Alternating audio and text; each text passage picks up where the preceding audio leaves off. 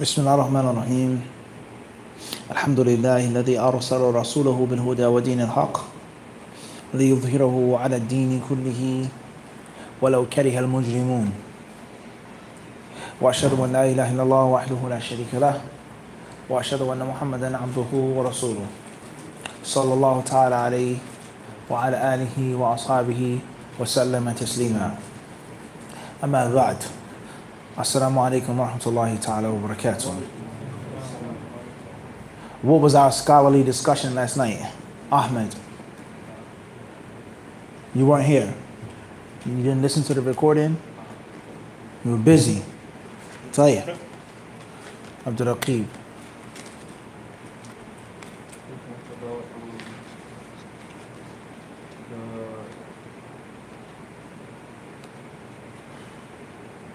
Type someone on the live stream.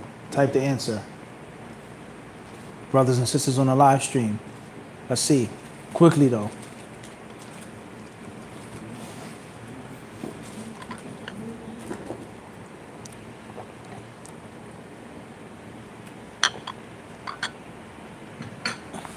Alhamdulillah. Tayyib. Alameen.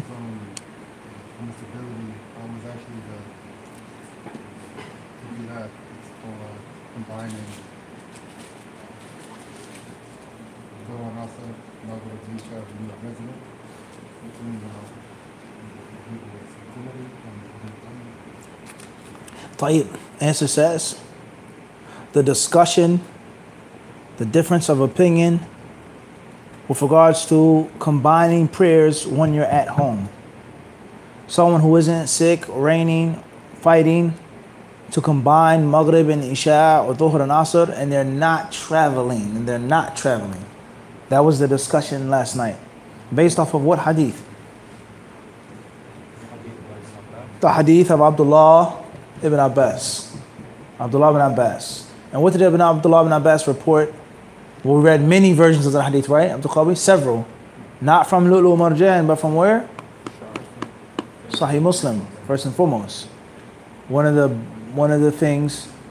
distinguishing features of Sahih Muslim, which makes it a better book than Sahih Bukhari from this aspect, is what we read last night. How he puts all of the variations that he chose to mention and collect in one place. In what? One place. In Imam al-Bukhari, the narration of Ibn Abbas will be what? A hair, a piece, etc. For reasons and wisdoms as well. Tayyib. Imam Muslim, his book, this is obviously going to be obvious. It's going to be more clear or clearer in Arabic, talib ilm in Arabic, but even in English, the different variations. Now, the 6 books of hadith, they have their parallels. All 6 of them have this in common. And then there are other things in which they have, which are khasa'is wa mazaya. Khasa'is wa mazaya. Unique qualities, features that you can only find in this book. Or you can find in other books, but you find it stronger in Ibn Majah's book. Stronger in Imam Muslim's book. Imam Abu Dawud rahimahullah specialized in this issue in his book. So all 6 books, mother books of hadith, they have their what? Unique features. Their qualities. And from the unique features of Sahih Muslim is what we read last night. Is that Imam Muslim rahimahullah ta'ala, he puts the narrations and their different alfaz and their ziyadat in one place. Which obviously makes it easier when you're trying to deduce with precision. Trying to deduce with what? Precision. So how do we apply that technique last night, or that tactic? What did we get when we read from Sahih Muslim directly? With regards to Ibn Abbas's hadith. What special thing did we get from Ibn Abbas's narration last night? There's one thing specifically. That the Prophet did it. That was from wal-Marjan. But something else. Is that Ibn Abbas, he narrated that hadith when? The fact after the Prophet's death. So Ibn Abbas's understanding, and as it wasn't specific to the Prophet's time. And this is one of the benefits of studying Athar and reading Athar, is that the ruling remains. Also, Ibn Abbas' application of that hadith. Ibn Abbas was giving a speech, right? After Asr. And the salat came in. The sky was getting darker and darker. And the man said, the prayer, the prayer. And others, they said, the prayer, the prayer. And Ibn Abbas, he rejected that man. So, Atu'allimuni sunnah? He says, are you teaching me? Allahu Akbar. Look what he said. Are you teaching me the sunnah? This is the sunnah to do from time to time. And then he said, La umma laka. He says, may you have no mother. May you have no mother. And then he reported what the Prophet ﷺ used to do, what the Sahaba used to do in the time of the Prophet. Everybody understand this or not? We only got that when we went back to the organic source. The importance of going back where? To the original source. The other night, we read the hadith about taking back a gift, right? And how disgusting it is to take back a gift, right? Like a dog who drinks his own vomit, right? Or spit up. And the brother, he says, oh man, that happened to me before. Someone needs to read. What's the number of the hadith? Give me the number of the hadith. As I was talking, he's talking. In the middle of me explaining the hadith, he's talking, having a conversation, talking. He was saying good things, inshallah. But perhaps he may miss something by talking. Then afterwards, he had the nerve to ask me, he says, what's the number of the hadith? Give me the number of the hadith. And obviously, I refused. Of course I didn't give it to him. I wouldn't give it to Ahmed or Abdul Raqib's actual student, disciple. Let alone someone that only Allah knows will I see him again. Doesn't come that easy. I've done enough. I've told you about the hadith from the source. How much time will it take for you to open Sahih Muslim and to search for it? Or Google it. Sheikha, maybe Google's a female. Why does Google have to be a man? Allahu Alam. Ustad Google, maybe. Al-Muhim. And I told him about the concept of you looking for it and how you'll value it and appreciate it more. Let alone the fact that his intentions were bad from the get-go. He said that happened to me before, and you wanted to use the sunnah as a what? A weapon against someone. And not enlighten and teach someone. Everyone understand this? So it's nothing like you yourself going back to the original what? Source. You yourself. Scratch beneath the surface. So he never, and the brother didn't even have Sahih Muslim in his house. You understand this? So it's nothing like going back to the original source. If you're a self-respecting student of hadith, a disciple of hadith. Tayyib. Khairan inshallah. So that was our discussion last night. We're also mentioning from the fawaid of the book of Imam al-Tirmidhi, rahimahullah. Whereas the Nawawi quoted from al-Tirmidhi.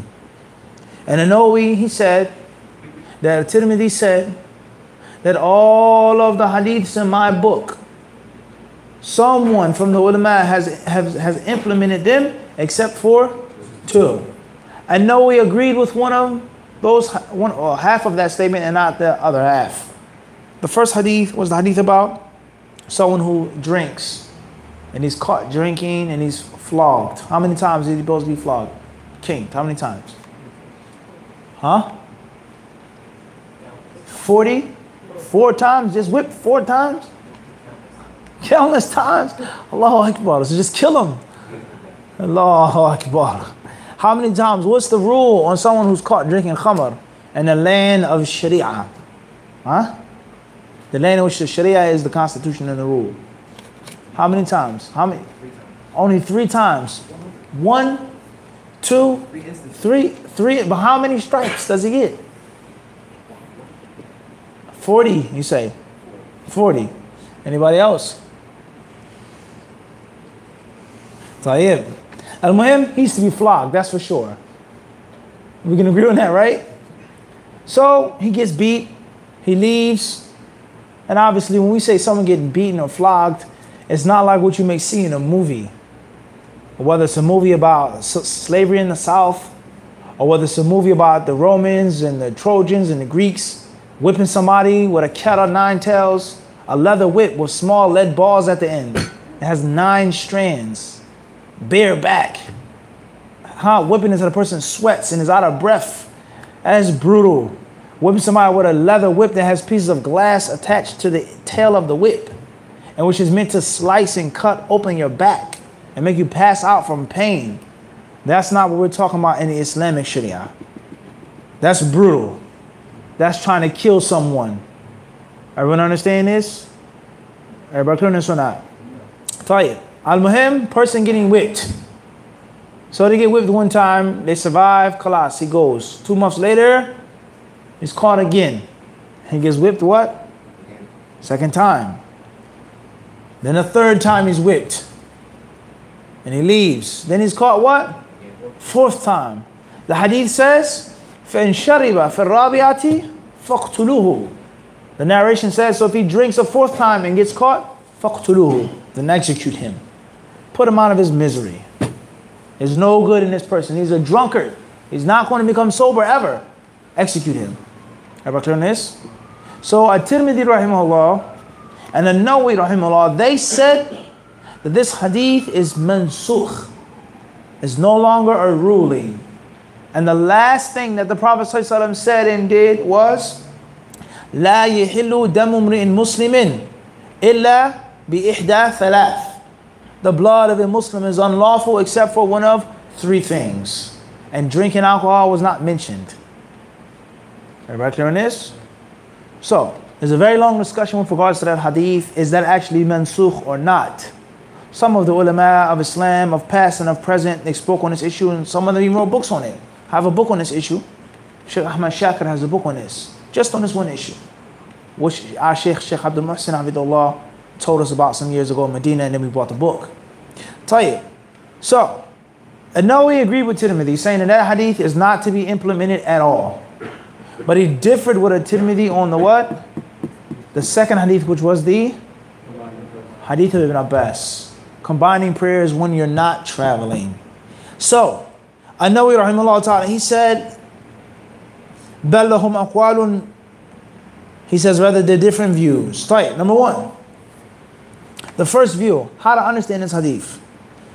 He says, منهم من تأوله على أنه جمع بعذر المطر وهذا مشهور عن جماعة من الكبار المتقدمين وهو ضعيف بالرواية الأخرى من غير خوف ولا مطر. So the first way of understanding that hadith is that the Prophet ﷺ combined prayers in Medina because it was raining outside.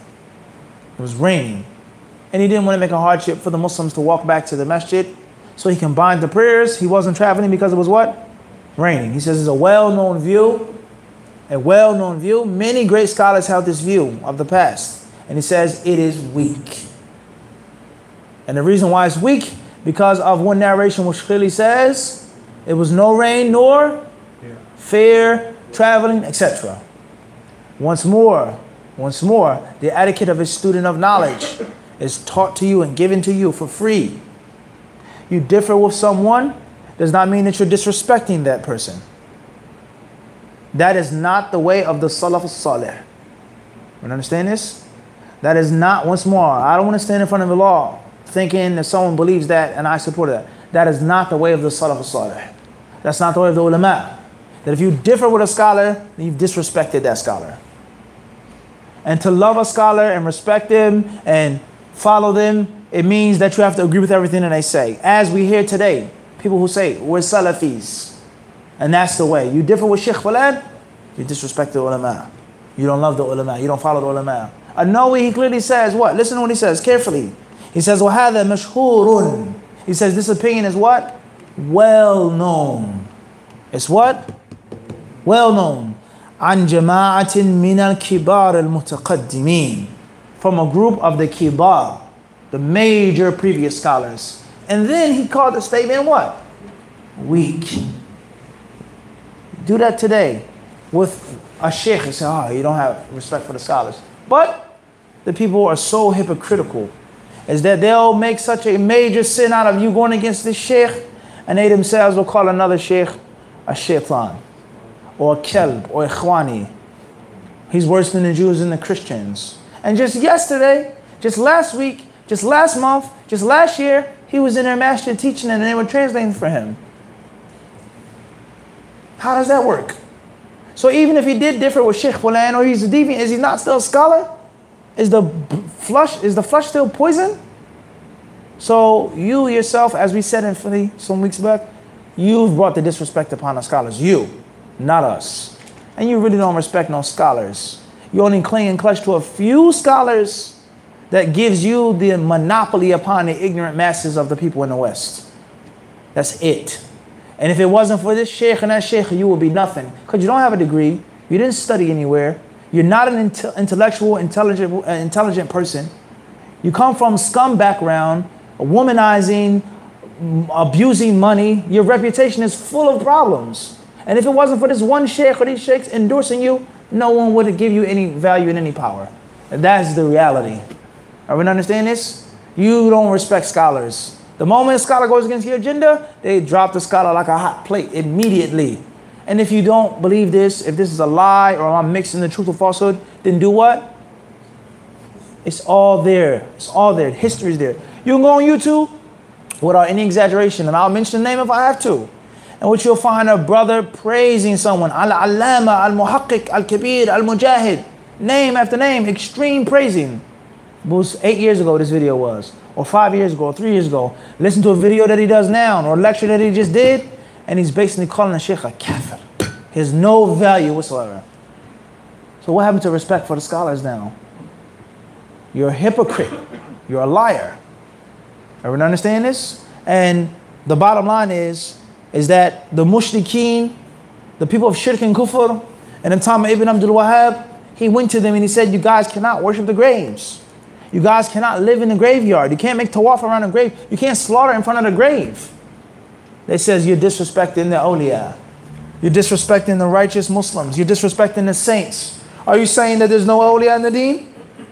Are you saying that these people, he wasn't a religious person, that Allah didn't give him any special powers? Ibn Abdul Wahhab, he says, no, I'm not saying that. But I'm saying there's a difference between respecting someone and worshiping someone. There's a difference between respect for the awliya and respect for Allah. Which comes first? Which is greater? And don't mix the two. I love him. I respect him. He was a righteous, pious Muslim. But the Prophet ﷺ says the grave is not to be raised above a handspan. The Prophet said that the grave is not to be written upon. The Prophet said that you're not to do this at the grave. Not to do, that's what's better. That's what comes first. And just because I follow the correct way does not mean that I'm disrespecting this individual. If the person was even a wali. If he was a what? If he was a wali. Everyone understand this or not? So that's the same thing that we have today. You want to think and research and use the brain that Allah gave you. Read what the ulama say and implement it. You're disrespecting the scholars. You don't love the scholars. You're not the scholars. So we never mix apples and oranges, brothers. Everyone understand this? وَمِنَ النَّاسِ مَنْ يَتَّخِذُ مِنْ دُونِ اللَّهِ أَنْدَادًا يُحِبُّونَهُمْ كَحُبِّ اللَّهِ. Allah says, and from men are those who have partners that they love like they love Allah. So loving something for the sake of Allah is not like loving someone along with Allah, or even greater. وَلِيَذُ بِاللَّهِ. So there's a huge difference. So it doesn't mean that you have to disrespect a scholar to go against them. I differ. And this is my proof. This is my evidence. Rather, these are the ulama who said the exact same thing that I said, if not worse. And they are still sheikh and alim. I'm mubtadi' dal mudil shaitan. That's not justice. And that has nothing to do with the way of the Salaf al-Salih. Just like the wolf never bit Yusuf alayhi salam. The blood that they brought, Allah says, bidamin kadhib. He says it's blood of lies. There was no wolf. And the father knew that there wasn't a wolf. The wolf was free from that blood, just like these people and the way of the Salaf is free from these individuals. And what they say of batil, So therefore he says this view is well known, mashhurun, an jama'atin min kibar al-mutaqaddimin, or min al-kibar al-mutaqaddimin, wa huwa da'if. He says this what? The view is what? Why is the view weak? Because of the proof. That's it. The proof is weak. Moving forward, opinion number 2. ومنهم من تأوله على أنه كان في غيم فصلى الظهر ثم انكشف الغيم وبأن وقت العصر دخل فصلاها وهذا أيضا باطل لأنه وإن كان فيه أدنى احتمال في الظهر والعصر لا احتمال فيه في المغرب والعشاء. The second view. قال وبان أن وقت العصر دخل. He says here the second view, those who say that it was cloudy outside. It was cloudy. It's cloudy. So he made the dhuhr prayer. ثم انكشف الغيم وبان. And then the clouds went away. The clouds became clear. And then the time of Asr came in, and then he made Asr prayer. Then he made what? Asr prayer. It was cloudy for Dhuhr time, then the clouds went away, and it was Asr time. An-Nawawi says this view is what? Batil. Worse than the first. No value whatsoever. Why is it batil? He says it's batil because even if it's possible for the Dhuhr and Asr, it's impossible for the Maghrib and Isha. Back on this. Maghrib and Isha is dark outside. There is no rain. It's nighttime. He says, so that's batil. That's of no use whatsoever. The third view. ومنهم من تأوله على تأخير الأولى إلى آخر وقتها فصلاها أو فصلى فيه فلما فرغ منها دخلت الثانية فصلاها فصارت صلاته سورة جمع وهذا أيضا ضعيف أو باطل لأنه يخالف الظاهر مخالفة لا تحتمل أو لا تحتمل. وفعل ابن عباس الذي ذكرناه حين خطب واستدلاله بالحديث لتصويب فعله وتصديق أبي هريرة له وعدم إنكاره صريح في رد هذا التأويل. The next view are those who say that the Prophet delayed Salatul Dhuhr until the last period of time, the last slot in which he could pray Dhuhr, and then he made Asr as soon as Asr came in. He delayed Dhuhr, he pushed Dhuhr all the way back, and he made Asr what? All the way in the front. He says, and this is weak or batil. Not batil, as brothers say. Batil. It's either one of the two. It's either weak or what? False. No value. At the end of the day, there's no what? There's no value. Why is it weak or false? Because it clearly goes against the zahir. The zahir, the outward hadith says what? Jama'ah. And as we said last night when the live stream got cut off, we don't go against the zahir unless there's a what? A need, a reason, and then it has to be what? Proof. It has to be proven scientifically. You can't just say, oh, that's what it really means. No, you got to prove that. Everybody clear on this or not? Secondly, he says, Ibn Abbas proves that that's false as well. Ibn Abbas, the prayer, he made it in one time. And then he refuted the guy for saying something against him. And Abu Hurairah what? Agreed. So there's no way that interpretation is what? Is correct. There's no way that interpretation is right. All right, but to be honest, that's out the window. The next view, he says, وَمِنْهُمْ مَنْ قَالَ هُوَ مَحْمُولٌ عَلَى الْجَمْعِ بِعُذْرِ الْمَرَضِ أو نحوه مما هو في معناه من الأعذار وهذا قول أحمد بن حنبل والقاضي حسين من أصحابنا واختاره الخطابي والمتولي والروياني من أصحابنا والمختار في تأويله لظاهر الحديث ولفعل ابن عباس وموافقة أبي هريرة ولأن المشقة فيه أشد من المطر. He says, and another view is the view of those who say that the Prophet ﷺ did this because of sickness, illness, sickness and illness. أو نحوه مما هو في معناه. He says, or other things. Abu Sa'id now and the likes of marad, of sickness, from that which has the proper or the parallel meaning. In other words, a hardship and a difficulty that comes upon you, and you know that you won't be able to make the next prayer on time, or it's very difficult, so you do what? Make the prayers together. Everyone understand this? He says, and this is the view of Imam Ahmad rahimahullah, and Qadi Hussein from the Shafi'i ulama, and many others as well, many Shafi'i ulamas. Alaykum salam, and say, and this is huwa al-mukhtar. This is the correct view. This is the what? The correct view. And no, he says, because of the hadith, what Ibn Abbas did, and what Abu Hurairah radiallahu anhu acknowledged him regarding. And because a difficulty of sickness or anything else could be just as bad, if not worse, than that of rain. That of what? Rain. Now, stop the tape for a second. Or pause the tape, not stop it. There are other narrations that state, وَلَا سُقْمٌ, no sickness. Those narrations, there's a discussion on the authenticity of that, هذه اللفظة, that wording specifically. Al-Muhim is that it has been mentioned. So the real correct view here is that it doesn't just have to be sickness, because we mentioned that before already about sickness. We mentioned that. And those ulama who say is that if there is a need, occasionally, it's permissible to make those two prayers together if you're not traveling. Such as you're going somewhere, you're going to be held up, you know that you're not going to be able to make salah. Let's say, for example, something very, very, very important. And it only happens once every now and then, once in a blue moon. And you know you're going to be sitting there for what? Hours.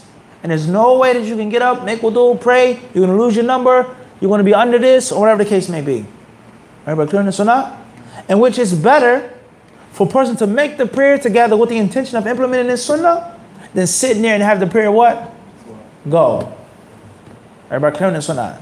Everybody understand this? This is the view here of these ulama. طيب.